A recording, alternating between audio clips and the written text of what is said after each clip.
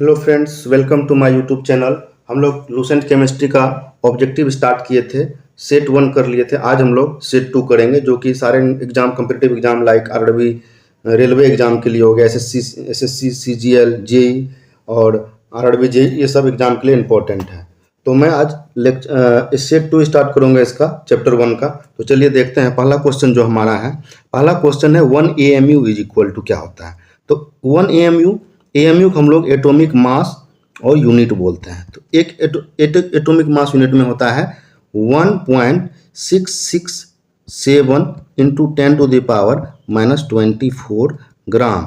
लेकिन यहाँ पे ग्राम वाला ऑप्शन में देख रहे हैं, ये 24 नहीं आ रहा, तो हम इसको लिख सकते हैं और दूसरे फॉर्म में 1.667 इंटू 10⁻⁻27 केजी के फॉर्मेट में लिख देंगे तो मेरा ये ऑप्शन आ रहा है। ठीक है। और एएमयू को बोलते हैं एटॉमिक मास यूनिट, और the aggregate of the proton and neutron rest mass. AMU को देखिए, कोई न्यूक्लियस है, इसमें प्रोटॉन और न्यूट्रॉन का जो रेस्ट मास है उसी को हम लोग एएमयू बोलते हैं। तो चलिए नेक्स्ट क्वेश्चन की ओर हम लोग बढ़ते हैं।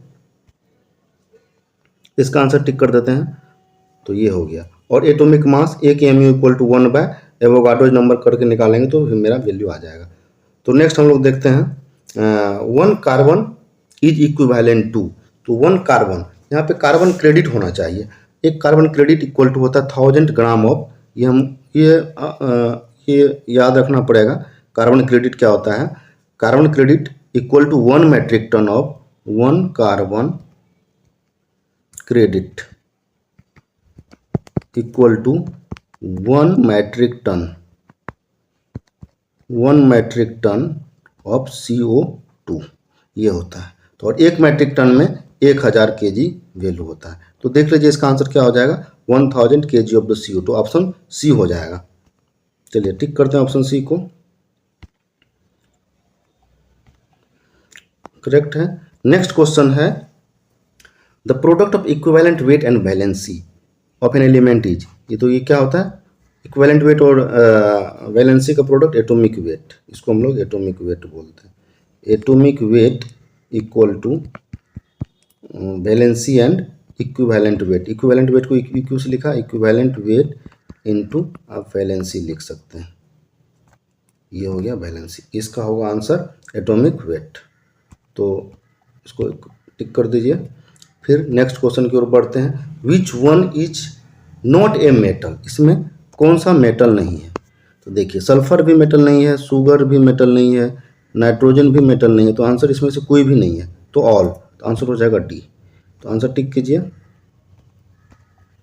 आंसर डी हो जाएगा। और मेटल के बारे में थोड़ा सा देख लीजिए।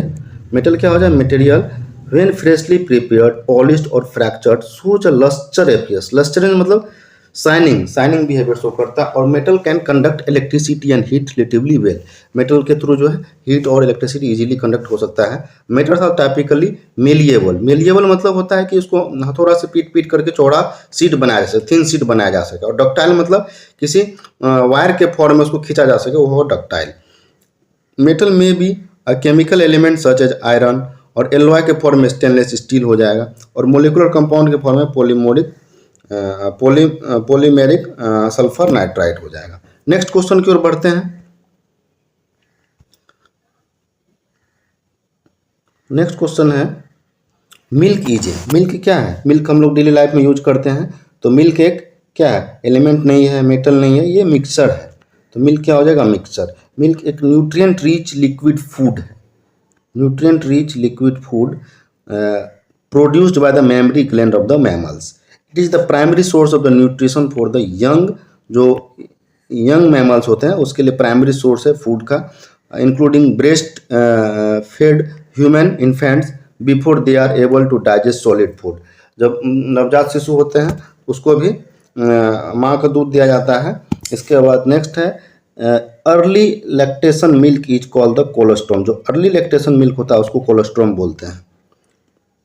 और ये एंटीबॉडीज डेवलप करता है, antibody that strengthen the immune system and reduces the risk of the many disease. और बहुत सारा डिजीज के रिस्क को भी ये रोकता है। और it holds many other nutrients, जैसे प्रोटीन हो गया, लैक्टोज हो गया, ठीक है, नेक्स्ट क्वेश्चन की ओर बढ़ते हैं। नेक्स्ट क्वेश्चन है एयर। एयर क्या है? एयर एक मिक्सचर है। कैसा mixture? Homogeneous mixture. Air is a mixture of different gases. जैसे हो गया आपको mixture of gases, mixture of gases always forms the homogeneous mixture. Air consists of the different gases such as oxygen, nitrogen, carbon dioxide, etc. Next question की ओर बढ़ते हैं।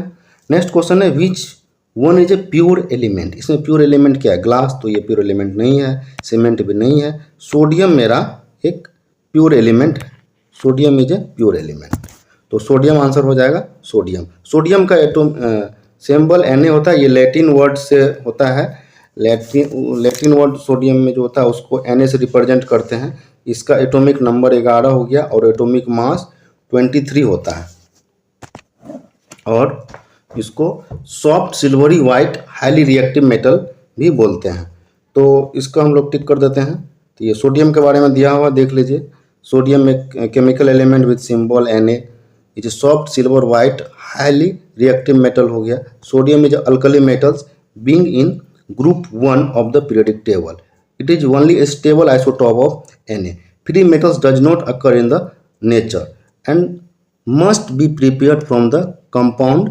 Sodium is the 6th most abundant element in the earth crust. Exists in numerous minerals such as feldspar, sodalite and rock salt NaCl. Many salts of the sodium are highly water soluble. जो sodium का जो भी salt होता है highly soluble होता है। इसको हम लोग एक थोड़ा सा पीरियडिक टेबल में देख लेते हैं और ज़्यादा क्लियर होगा। इसका लोकेशन कहाँ पे है? ये ग्रुप 1 में रखा जाता है पीरियडिक टेबल में। ये आप पीरियडिक टेबल देख रहे हैं जिसमें सोडियम को यहाँ रखा गया है। देखिए ग्रुप 1 में रखा गया इसको, और ये मेरा ये हम लोगों को ये अल्कली मेटल होता है। तो ये देख पा रहे हैं आप सोडियम का पीरियडिक टेबल में पोजीशन। फिर हम लोग नेक्स्ट क्वेश्चन की ओर बढ़ते हैं।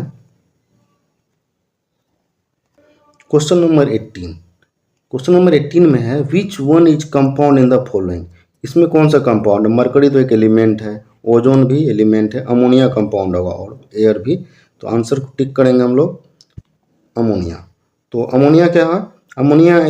Ammonia is A compound of nitrogen with the formula NH3। Formula क्या होता है अमोनिया का? NH3, क्योंकि 2 या 2 से ज़्यादा एलिमेंट को मिलकर के ही कंपाउंड बनता है। और ये स्टेबल बाइनरी हाइड्राइड है और simplest pnictogen hydride. Ammonia is a colourless gas और इसका स्मेल होता है पंजेंट स्मेल। कहीं कहीं पूछ लेता है एग्जाम में, तो याद रखना आपको pungent smell. It is common nitrogenous waste और particularly among the aquatic organism. It contributes significantly to the nutritional needs of the terrestrial organism by serving as precursor to the food and fertilizers. ठीक है, ये ammonia के बारे में था। हम लोग आप नेक्स्ट क्वेश्चन की ओर बढ़ते हैं। नेक्स्ट क्वेश्चन है डायमंड। डायमंड क्या है? डायमंड एक एलिमेंट है, कंपाउंड तो होगा नहीं, मिक्सर भी नहीं होगा, लिक्विड भी नहीं होगा। डायमंड एक हार्ड एलिमेंट है, तो आंसर हो जाएगा एलिमेंट। तो इसको थोड़ा सा एक्सप्लेनेशन देख लीजिए। Diamond is a solid form of element carbon with atom arranged in the crystal structure called the diamond cubic. At room temperature and pressure, another solid form of carbon is known as the graphite and chemically stable form of the carbon. But diamond almost never convert to it. और diamond को इसमें नहीं convert किया सकता है। Diamond is the highest hardest and thermal conductivity of the any natural material. ठीक है, they are the also reason that diamonds anvil shell can subject materials to pressure found in the deep earth. Next और हमारा last question आज के quiz का। तो आज का क्विज का लास्ट क्वेश्चन है, ये अच्छा क्वेश्चन है थोड़ा। If 1 million of Mg2 plus ions in MgCl2, अगर MgCl2 जो है कंपाउंड, इसमें 1 मिलियन कितना है Mg2 प्लस आयन है, तो हाउ मेनी क्लोराइड्स आयन। तो हम लोग MgCl2 को हम लोग इसमें ब्रेक करके देखते हैं। ये MgCl2 जो है इसको हम लोग ब्रेक करेंगे, तो Mg2 plus plus 2Cl minus means हो गया मेरा। इसको स्टिचियोमेट्रिक केमिस्ट्री में आता है, स्टिचियोमेट्री, उसको कॉन्सेप्ट लगाएंगे तो 1 mole of Mg2Cl2 equal to 1 mole of Mg2+ ion और 2Cl 2 mole of chloride ion. तो ये 2 मोल हो गया। तो 1 मोल का वैल्यू हमारा दिया हुआ है 1 मिलियन, 1 मिलियन, और 2 मोल का वैल्यू क्या हो जाएगा 2 मिलियन। तो आंसर देखिए कौन सा 2 मिलियन आ रहा है, हमारा आंसर हो जाएगा सी। तो आंसर टिक कर दीजिए सी। इसका एक्सप्लेनेशन भी दिया, आप लोग एक्सप्लेनेशन देख लीजिए। ऑलरेडी मैं बता चुका हूँ स्टेचू केमिस्ट्री में होता है 1 mole of MgCl2 equal to 1 mole of Mg2+ और 2 मोल ऑफ क्लोराइड आयन। तो 2 moles of chloride ion for every mole of Cl2 मतलब 2 मिलियन। 1 मोल के लिए 1 मिलियन, तो 2 मोल के लिए 2 मिलियन, आंसर हो गया। तो ठीक है, आज का क्विज फिनिश हुआ। अगर आपको मेरा वीडियो अच्छा लगता है तो आप लाइक करें और शेयर करें अपने दोस्तों के साथ, और आप नए हैं चैनल पर तो सब्सक्राइब करें। Thanks for watching my videos.